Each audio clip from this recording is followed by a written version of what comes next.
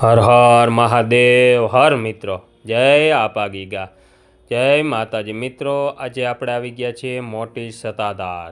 તો કે ત્યાં આપા ગીગાનું સ્થાન આવેલું છે અને ભૂતદાદાનું પણ સ્થાન છે અને ત્યાં સતાધારનો પાડો પણ વખણાય છે અને ત્યાં જબરજસ્ત ગૌશાળા પણ આવેલી છે. તો આજે આપણે ગૌશાળા અને હું તમને અંદર બધા દર્શન કરાવીશ.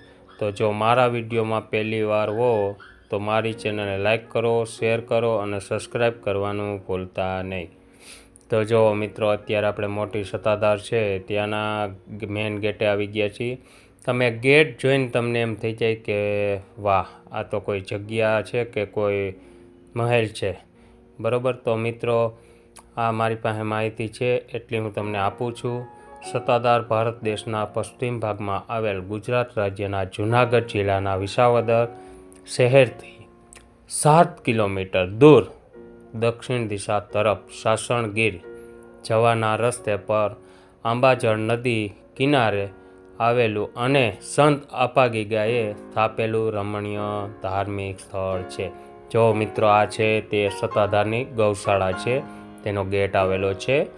તો હું તમને આપણે સતાધાર છે એની ગૌશાળા અંદરથી બતાવીશ, પણ એ છેલ્લે વિડીયોમાં આખો આવે છે. અત્યારે આપણે જો એન્ટ્રી કરી રહ્યા છીએ, આપણે મંદિર બાજુ આપા ગીગાના દર્શન કરવા અને સ્તંભના દર્શન કરવા જઈ રહ્યા છીએ.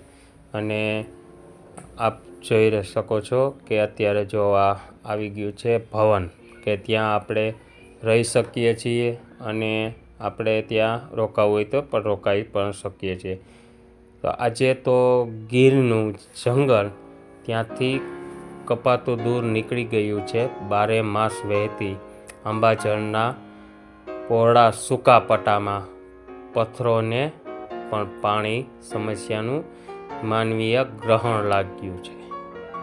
એક કાળે ગીરનું જંગલ ઠેર ઠેર બિલખાસ સુધી, બગસરા, ભાયાણી સુધી પથરાયેલું હતું. ઓજતને આંબાજળ્યું સિંગવડોને સરસ્વતીના નિર્મળ નીર બે કાંઠે વહેતા હતા. જો મિત્રો, અત્યારે આપણે આપા ગીગાની જે સમાધિ છે તેના મંદિરે અત્યારે આવી ગયા છીએ. અંદર આપણે શૂટિંગ ઉતારવાની મનાઈ છે એટલે તમને બહારનું દ્રશ્ય બતાવું છું. અત્યારે જો માણા ચાની પ્રસાદી પણ લઈ રહ્યા છે. જો તમે જોઈ શકો છો સામે નવું આપણે ભવન બનાવેલું છે કે ત્યાંય આપણે રહેવા માટે. તો તમે જોઈ શકો છો, જો સામે મસ્તનું આખી જગ્યા એવડી છે અને ગેટ પણ એવડો છે. જીવરાજ બાપુ ભવન બનાવેલું છે. તો મિત્રો, હવે આપણે અહીંથી જઈએ છીએ પાછળ જે નદી આવેલી છે અને ત્યાં મહાદેવનું મંદિર છે અને ત્યાં કુંડ પણ છે. તો ત્યાં આપણે હવે આગળ જઈ રહ્યા છીએ. તો તમે આ વિડીયોમાં મારી સાથે બન્યા રહેજો, કેમ કે આ વિડીયો છે તે થોડોક લાંબો છે, પણ આખી સતાધારનો મેં વિડીયો કમ્પ્લીટ પૂર્ણ કર્યો છે એટલે આપણે જોઈ શકો છો. અને અત્યારે જો તમને સ્તંભના પણ દર્શન થાય છે, જો ઝૂમ કરીને બતાવું.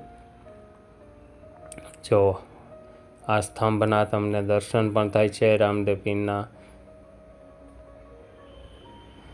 વનરાજોના વાસ અને મોરલાના ગહેડાથી વચ્ચે ઘેરાયેલું કુદરતને ખોળે આડોતી જગ્યાએ આપા ગીગાએ સત પ્લસ આધાર એટલે સતાધારની જગ્યાનો ટીંબો બાંધ્યો હતો અને ગૌસેવા તથા ભૂખ્યાને ભોજન આપવા માટે અન્નછત્ર ચાલુ કરેલ છે.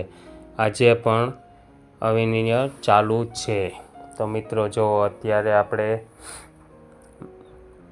મહાદેવના મંદિરેથી દર્શન કરી અને આપણે આ બાજુ નીચે તળાવ પાસે આવી ગયા છીએ. તમે જોઈ શકો છો.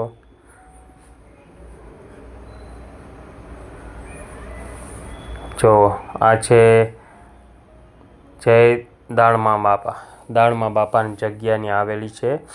તેના મેં દર્શન તમને કરાવ્યા. વડ છે, વડની એક્ઝેક્ટ નીચે જ છે. અને અત્યારે તમે જોઈ શકો છો, જો આપણે ત્યાં નદીના તળાવે પહોંચી ગયા છીએ. અહીંયા કુંડ બનાવેલા છે, એમાં માણસો સ્નાન પણ કરે છે. તમે જોઈ શકો છો. જોઈ લ્યો મિત્રો, પાણી કેટલું સુંદર સરસ જાય છે અને ભક્તો પણ એમાં સ્નાન કરે. જો પાણી આવે છે તે બતાવું છું તમને. જો માણસો સુખ શાંતિથી અને વ્યવસ્થિત રીતે સ્નાન કરે છે. આપા ગીગાનું જન્મ દુનિયાની દુભાયેલી એક જ્ઞાતિ મહિલાની ખોળે થયો હતો. તેના પિતાનું નામ અલીભાઈ અને માતાનું નામ સુરૈ હતું, જેની પાછળ આપા દાનાએ તેનું નામ લાખો રાખ્યું હતું, જેથી તે એક જ નામથી ઓળખતી હતી. તો મિત્રો, જો આ તમને દેખાઈ રહ્યું છે તે મહાદેવનું મંદિર આવેલું છે. અને અત્યારે હવે આપણે આગળ ગૌશાળા બાજુ અને આપણે સત્તાધારનો જે પાડો કહેવાય છે ત્યાં ત્રિબાજુ આપણે જઈ રહ્યા છીએ. આ તમને સામે દેખાય છે તે મંડપ છે. જો તમને એના દર્શન થઈ રહ્યા છે. અને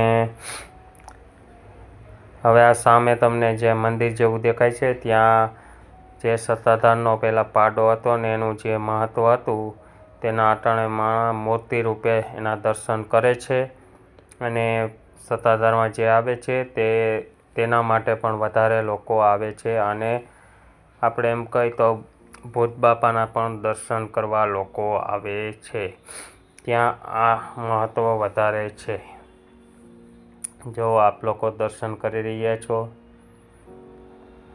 જો તમને જો લખેલું છે શ્રી પાડા પીરની સમાધિ સ્થાન. અહીંયા એનું સમાધિ સ્થાન સત્તાધાર છે. તમે જોઈ શકો છો.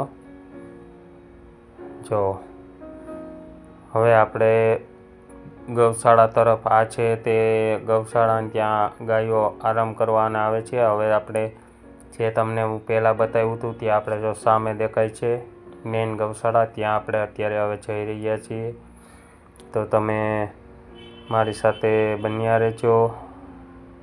જો તમે ભવન આવી ગયું છે અને માણસો પણ એટલું અહીંયા ગમે ત્યારે આવો ત્યારે હોય છે. તો મિત્રો, અચૂક એક આ જગ્યાએ આવવાનું અને દર્શન કરવાનું ભૂલતા નહીં. જો અત્યારે આપણે ગૌશાળામાં આવી ગયા છીએ. આ ત્યાંની ગૌશાળા છે. જબરજસ્ત બહુ મસ્ત ગૌશાળા છે કે તમે અંદર ગાયોના અને ગૌશાળાના દર્શન કરી અને તમારું દિલ ધન્ય થઈ જશે. તો મિત્રો, આ અચૂક આ જગ્યાએ આવો તો અહીંયા અંદર આવી અને દર્શન કરવાનું ભૂલતા નહીં. તો મારા વિડીયોમાં મારી ચેનલને લાઈક કરો, શેર કરો અને સબસ્ક્રાઈબ કરવાનું ભૂલતા નહીં.